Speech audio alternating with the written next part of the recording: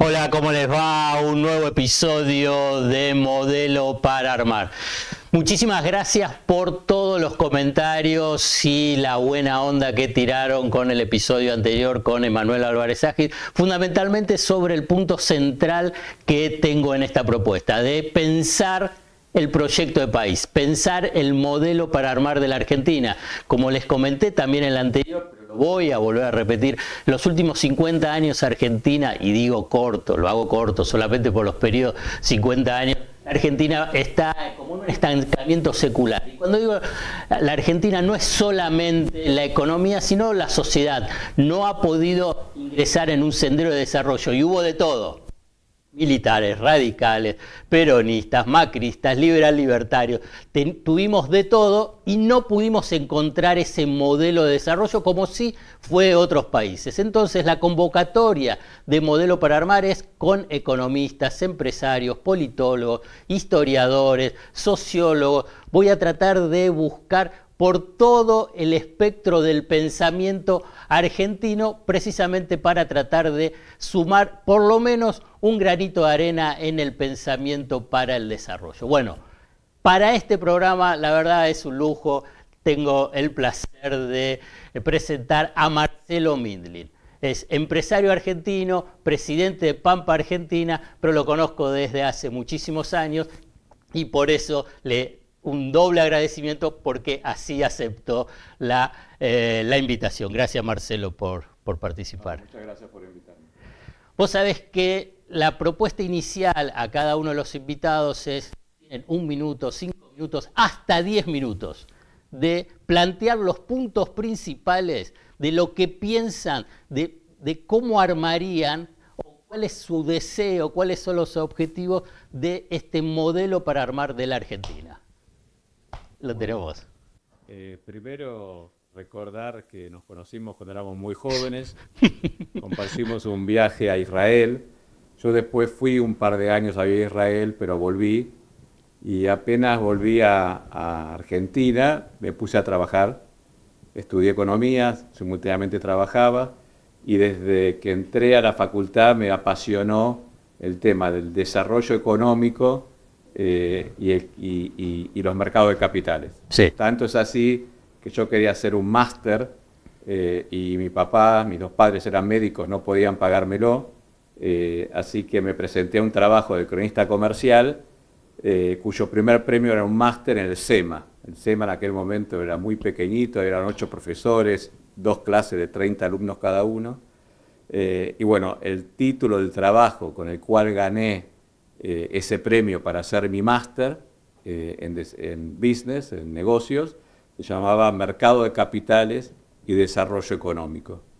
Y desde entonces soy un convencido, un fanático de que aprovechar bien los mercados de capitales y el financiamiento que uno puede obtener de esos mercados de capitales es crucial para desarrollarse, para crear una empresa, sobre todo en el caso nuestro, que no habíamos ni heredado, ni habíamos recibido de herencia una empresa, ni fondo, con lo cual, si teníamos una idea y un emprendimiento, teníamos que, antes que nada, poder financiarlo. Así que la primera nota es mercado de capitales, para financiar proyectos, para financiar el crecimiento.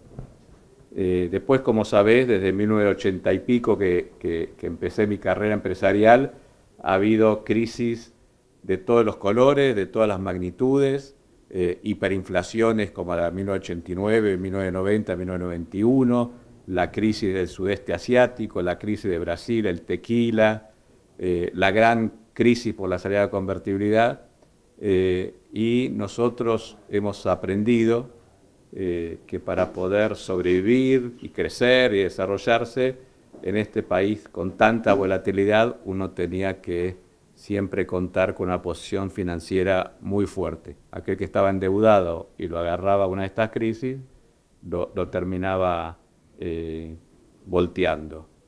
Por el contrario, si una de estas crisis uno la agarraba con liquidez, podía justamente aprovecharla y crecer, o invirtiendo o comprando activos.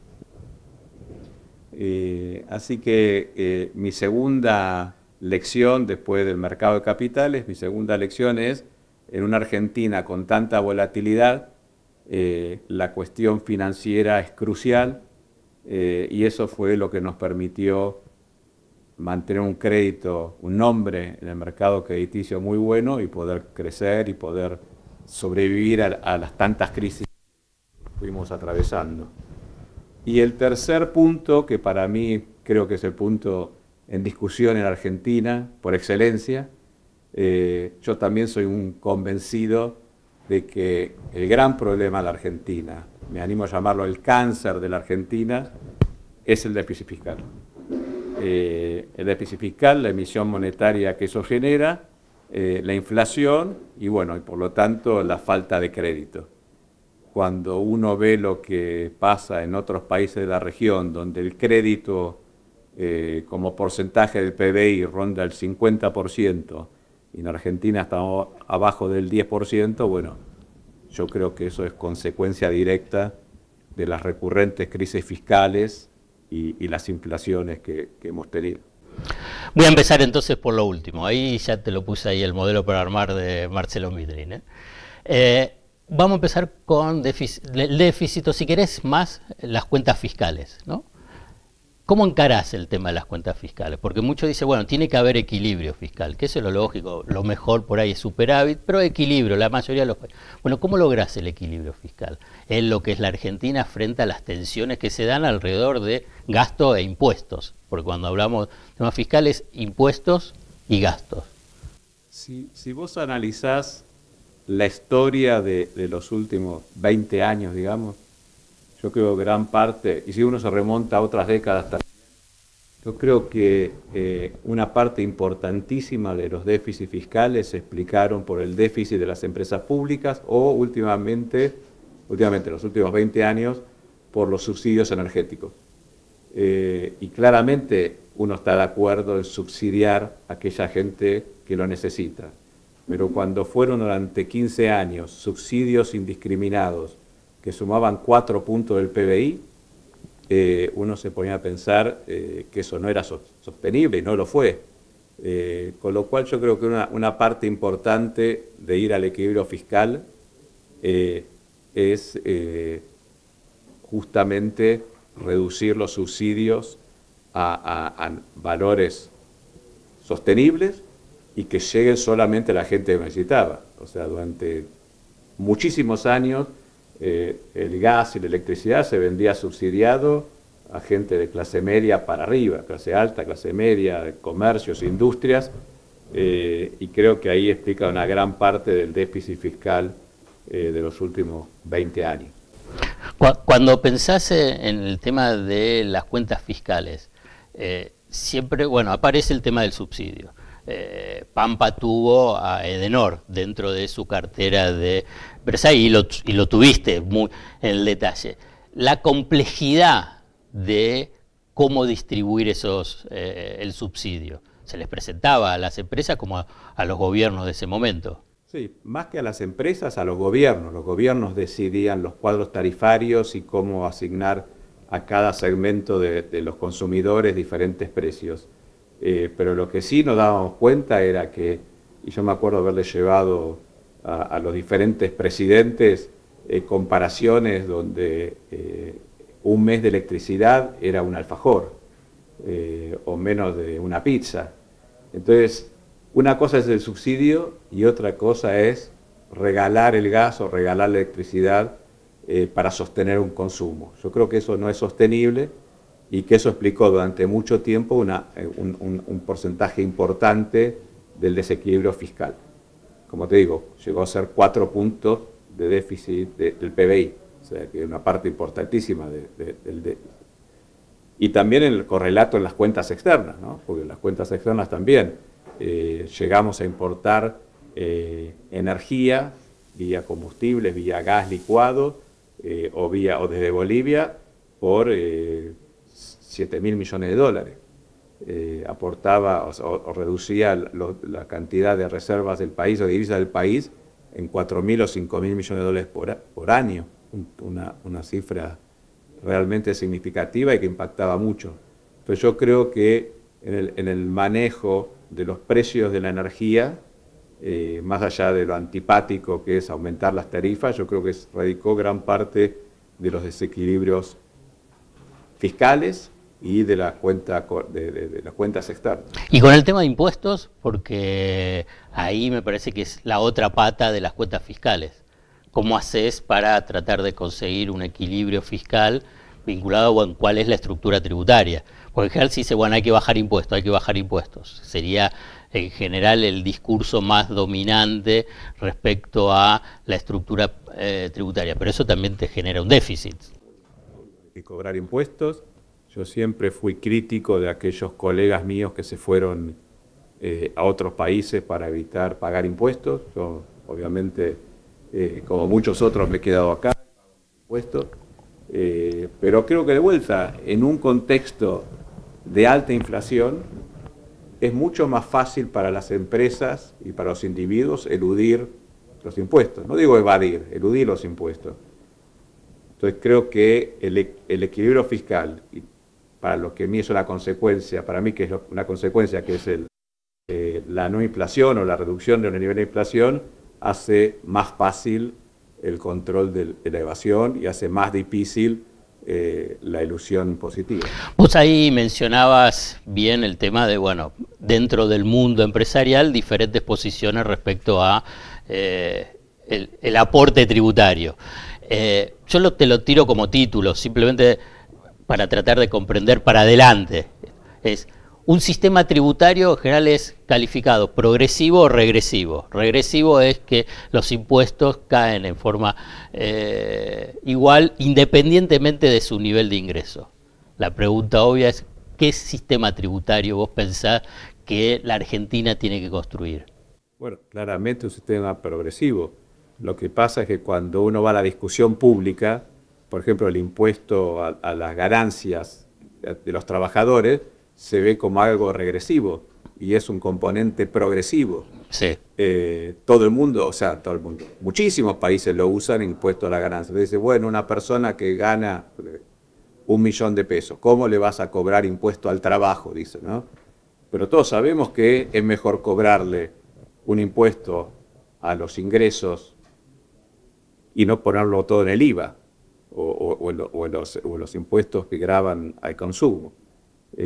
Así que yo estoy de acuerdo con un sistema progresivo, pero a veces es muy difícil en la discusión pública defender los principios básicos de lo que es un sistema progresivo, que una de las cuestiones centrales es el impuesto a las ganancias de los trabajadores. Después hay otros elementos, obviamente, que hay que tener un sistema eficiente para poder controlar la evasión. Bueno, pasamos a la emisión monetaria. Bueno, yo soy un fanático del equilibrio fiscal. Yo creo que en países como la Argentina, donde hay tanta desconfianza, dada la cantidad enorme de crisis y defaults y devaluaciones que hemos tenido, la emisión monetaria lleva muy rápidamente a inflaciones crecientes, y creo que inflaciones altas perjudican sobre todo a la gente trabajadora, a la gente más humilde.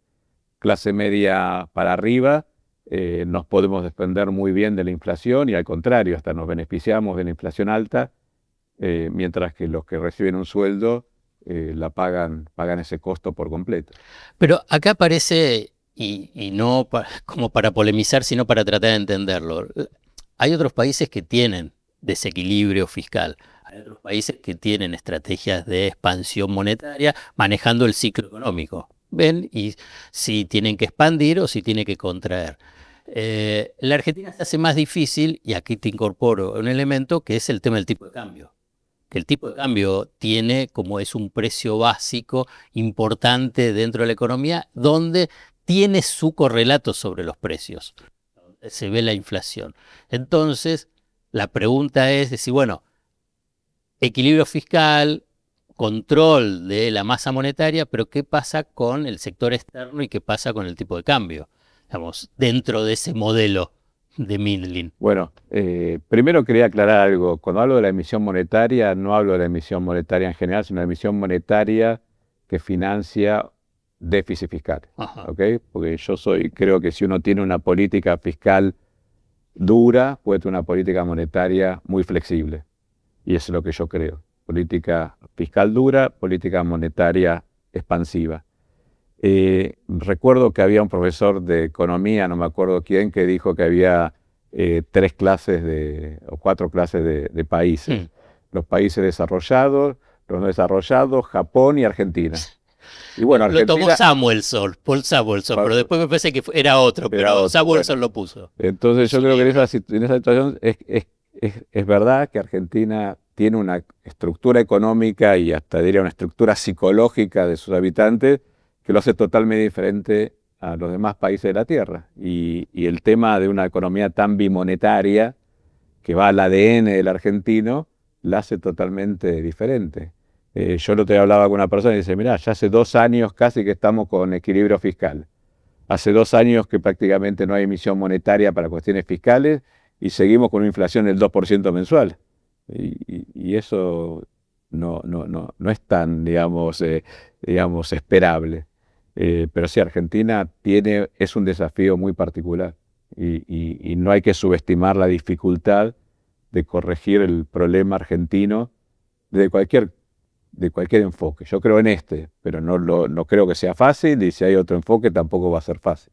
No, pero el enfoque, hay un supuesto que yo creo que a lo largo de los años, y precisamente que lo mencionaba, la cantidad de crisis, si vos las hiciste rápido, pensando desde la hiperinflación, las que vivimos nosotros, que el tema fiscal y el tema monetario pasó a estar central. Digamos, ya hay nadie, o muy pocos, plantean el tema de, bueno, no importa la cuestión fiscal, no importa el tema monetario. Pero noto, y quiero saber qué es lo que pensás, y por ahí también dentro del mundo empresarial, que el sector externo es como que queda medio subordinado, como que no hay una atención especial vinculada con el sector externo, y por eso te mencionaba el tema del dólar y el tipo de cambio. Claramente el tema del sector externo no hay que subestimarlo, sobre todo en Argentina, cuando gran parte de lo que se exporta son alimentos y impacta directamente a la gente trabajadora.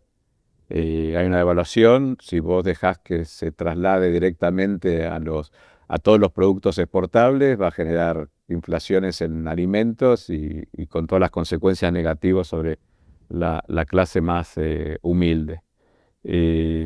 Pero como te digo yo, por suerte, si bien estudié economía, me dediqué al mundo empresarial, que es mucho más fácil que tratar de entender la economía argentina. Y cuando pensás en el mundo del trabajo, dentro de ese modelo para armar, y más aún ahora con las transformaciones que se están dando, ¿qué pensás para la Argentina en el futuro vinculado con el mercado laboral? Bueno, creo que primero Argentina se debe a una reforma laboral importante. Creo que el mercado laboral está dividido básicamente en 2, uno formal, de alguna manera ordenado por los sindicatos formales, y otro informal, de mucha gente que trabaja en negro, que no está protegida ni por ningún sindicato y que están como incomunicados. Yo creo que es una reforma laboral para que se vuelvan a comunicar, y tengo muchísimos amigos que están en empresas pequeñas y medianas o comercios, donde cuentan anécdotas de que no se animan a contratar por el enorme costo indemnizatorio que puede llegar a resultar de un juicio laboral. Entonces hay un montón de esas cosas. Yo no soy un experto, pero creo que de las reformas que tendría que hacerse, si yo pudiera recomendar con cuál empezar, sería con la reforma laboral. Vos, uno de los puntos principales, y a partir de lo que vos mencionabas, de tu estudio, de la presentación que hiciste en el concurso El cronista comercial, hablaste del mercado de capitales. Desde ese entonces hasta ahora no hubo un desarrollo del mercado de capitales. No hubo mayor profundidad en el mercado de capitales, porque tampoco tenés un sistema bancario que tampoco es muy profundo, digo, muy expandido, desarrollado. ¿Y por qué se dio? Y en todo caso, ¿cuáles son las condiciones para poder desarrollar un mercado de capitales en Argentina? Bueno, en principio el mercado de capitales, como es el caso de Brasil, por ejemplo, se desarrolla porque la sociedad ahorra en su moneda local y ahorra dentro de su sistema formal. Y eso va alimentando el mercado de capitales, porque uno primero hace un depósito en el banco, pero después invierte en un fondo común de inversión, después invierte en acciones, después invierte en bonos. Y ahí te das cuenta cómo el mercado de capitales en su conjunto brasilero tiene un porcentaje infinitamente mayor que el argentino. Yo lo vuelvo a relacionar con la incertidumbre, con la falta de confianza, con esto que está en el ADN del argentino, que es, si vos ahorrás dentro del sistema argentino, finalmente te van a estafar, entonces mejor invertir en dólares. Pero eso que está tan metido adentro del ADN argentino es el principal causa de que que el sistema financiero argentino y el mercado de capitales argentino sea tan pequeño. Bueno, tenemos que trabajar, el país tiene que trabajar mucho tiempo para recuperar esa confianza del ciudadano argentino. Que el ciudadano argentino, en vez de ahorrar en dólares y dejar una caja de seguridad o abajo del colchón, lo invierta en el sistema financiero y con todo el círculo virtuoso que eso genera de mayor oferta de crédito, de mayor oferta de financiamiento para crecer. Cada uno de los puntos que mencionaste implican sujetos económicos que tienen que intervenir. Digo, vos decís reforma laboral, obviamente que están los sindicatos y las cámaras empresariales y el Estado interviniendo. Si hablas de equilibrio fiscal, bueno, cada uno de los puntos. ¿Cómo pensás que se puede lograr en Argentina teniendo en cuenta, pensando para adelante, siempre pensando en el modo, los antecedentes de, en su momento llamado, una grieta o la falta de consensos básicos? Bueno, yo creo que surge a partir de un gobierno que tenga autoridad, que tenga poder, que tenga fuerza para implementar reformas que después tengan resultados positivos. Entonces, si finalmente este plan económico de ajuste fiscal o de equilibrio fiscal tiene los resultados de seguir reduciendo la tasa de inflación, entiendo que la tasa de inflación fue 1,6. Bueno, si las encuestas muestran que la población está, digamos, celebrando esa caída de la inflación, está acompañando esa caída de la inflación. Si este programa económico tiene éxito en seguir bajándola y en algún momento de los próximos meses tenemos una inflación que arranca en 0, algo, bueno, yo entiendo que ese gobierno va a tener más poder, va a tener apoyo de la gente y va a tener más poder para implementar las reformas y a lo largo de mucho tiempo, inclusive hasta después de un cambio de gobierno que perpetúe estas líneas directrices, se podrá recuperar la confianza de la Argentina. Claro, o sea, tenemos que recuperar primero la confianza de los mismos argentinos para generar ese mercado de ahorro y de préstamo, para después captar la confianza del inversor extranjero. A lo que apuntaba es, vos necesitas un gobierno fuerte en todo caso para arbitrar sobre los diferentes intereses que hay dentro de la sociedad. Pero vos justo ahí mencionaste, bueno, hay un cambio de gobierno y ya Marcelo Diamant habló y escribió su libro El péndulo argentino. Digamos, gobiernos aperturistas, gobiernos proteccionistas, gobierno industrialista, gobierno que apoyándose en explotación de recursos naturales. Eso es parte del péndulo. Entonces, ahí no se necesita algún tipo de acuerdo, de consensos básicos, una suerte de un pacto, llamarlo pacto social o acuerdo social. Sería lo deseable, sería casi un milagro en términos de política argentina. Pero cuando vos me hacías la pregunta, me venía a la mente lo que pasa en Brasil.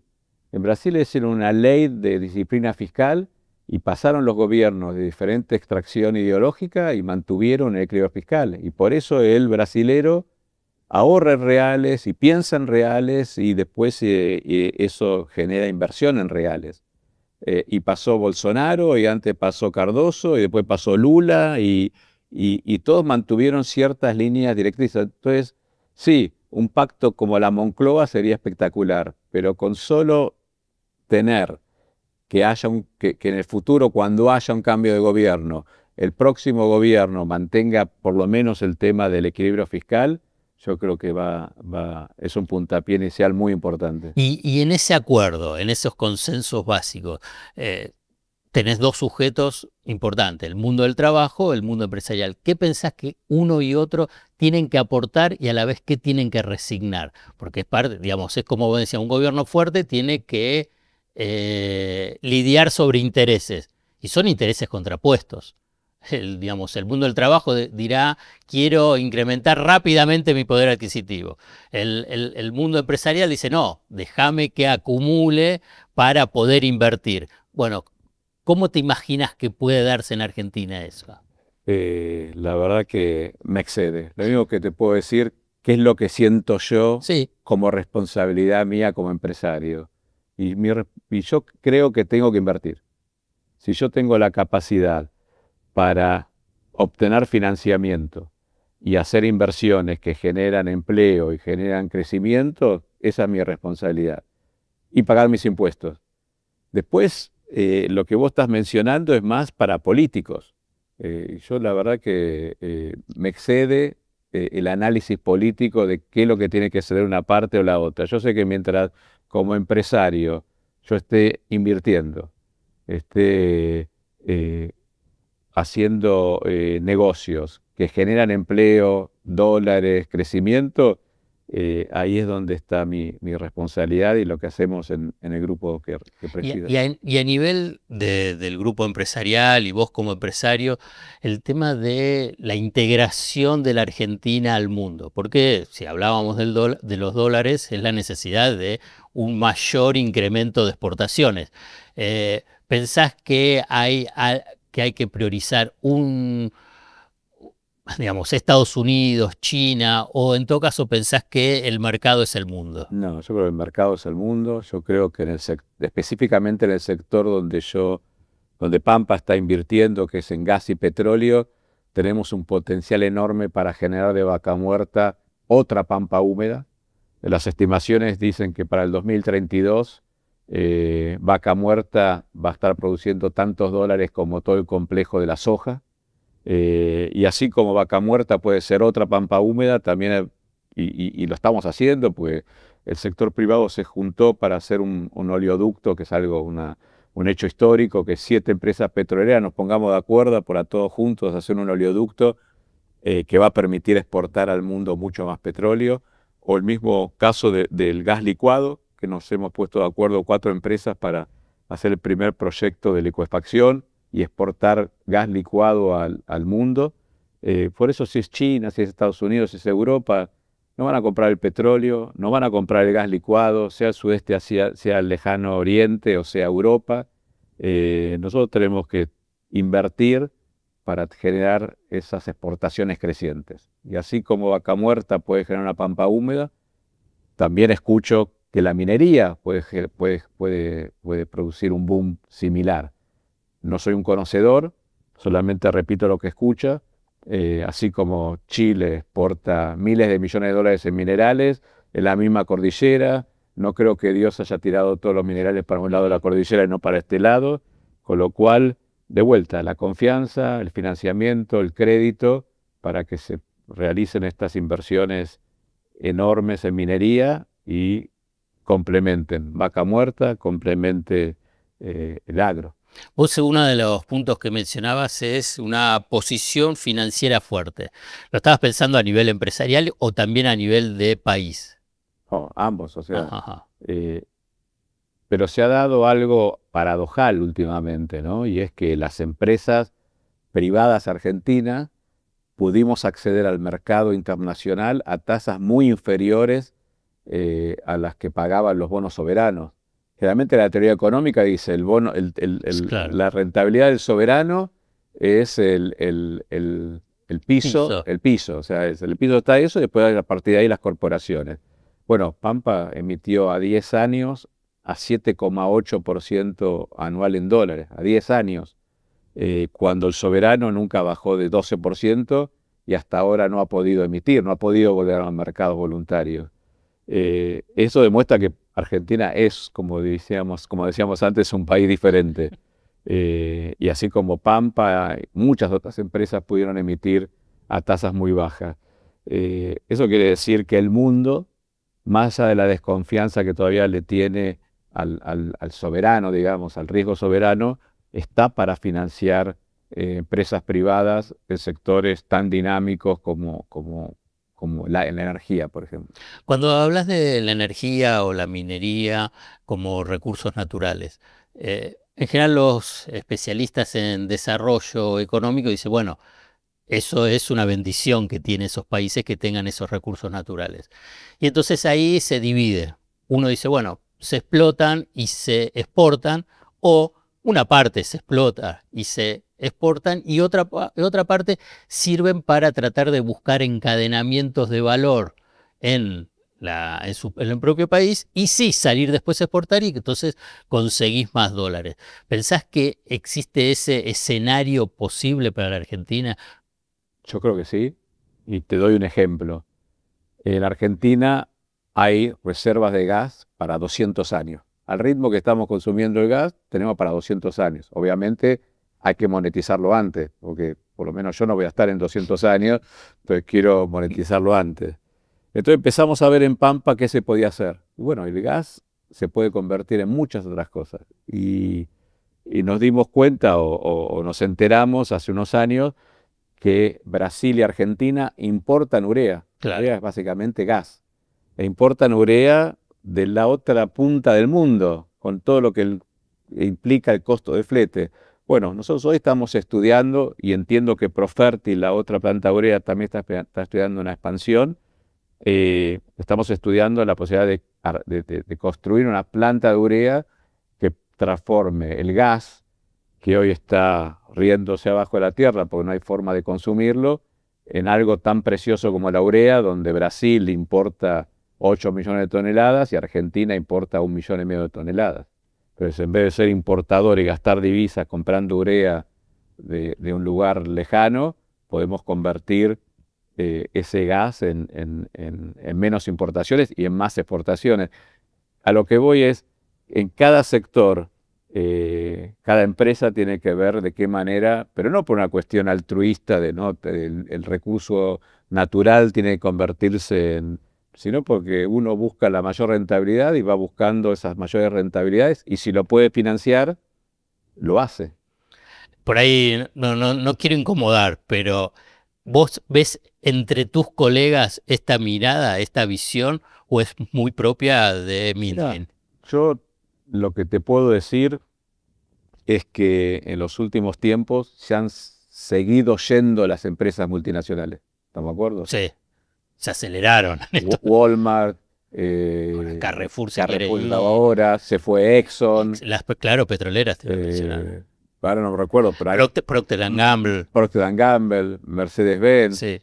Todas esas empresas fueron compradas por empresarios locales. Nunca pasó en la Argentina, ¿estamos de acuerdo? Nunca pasó. En los 90, el éxito de Menem, venían las internacionales y los locales se iban. Entonces, más allá de lo que estamos haciendo en Pampa, yo veo que es una época donde los empresarios locales se están poniendo y están haciendo frente y están invirtiendo en el país. Bueno, ahí tenemos el modelo para armar de Marcelo Midland. Mercado de capitales para el desarrollo económico, financiar proyectos para las empresas a través del mercado de capitales, una posición financiera fuerte. Para el Estado sería acumular reservas, una posición financiera fuerte. Acumular reservas y generar la confianza para poder emitir bonos al 8%, como las empresas privadas argentinas. Te has declarado, yo lo puedo decir, un fundamentalista del equilibrio fiscal. Fundamentalista, no tengo vergüenza en decirlo. Con emisión monetaria, para bajar la inflación. Falta de crédito. Me faltaría el punto sobre el tipo de cambio, que no sé cómo incorporarlo dentro de este esquema que estás planteando. Y bueno, tendré que volver a estudiar algo de economía. No, bueno, pero el sector externo, digamos, aliviar el sector externo. No, es que yo creo que si la Argentina le va bien, o sea, este modelo económico tiene éxito en bajar la inflación y producimos de vaca muerta otra pampa húmeda y eventualmente la minería tiene un boom como dicen que va a tener, y vamos a tener el problema contrario, va a ser un país caro en dólares, tal vez como Uruguay, o sea, no lo veo, pero creo que tenemos un desafío ahí, un desafío por esta condición de una economía bimonetaria como hay pocas en el mundo.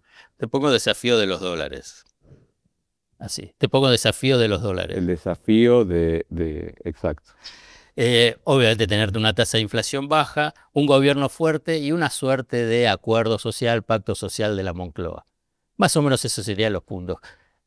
¿Cómo lo titulás ese modelo? ¿Cómo lo llamás ese modelo? El modelo yo lo titularía después de 80 años donde Argentina abusó del déficit fiscal, ¿por qué no probamos con equilibrio fiscal? Bueno, bárbaro. Bueno, muchísimas gracias, Marcelo. No, gracias, Alfredo. Gracias por todo. Bueno, y a ustedes los invito para el próximo modelo para armar. Hasta la próxima.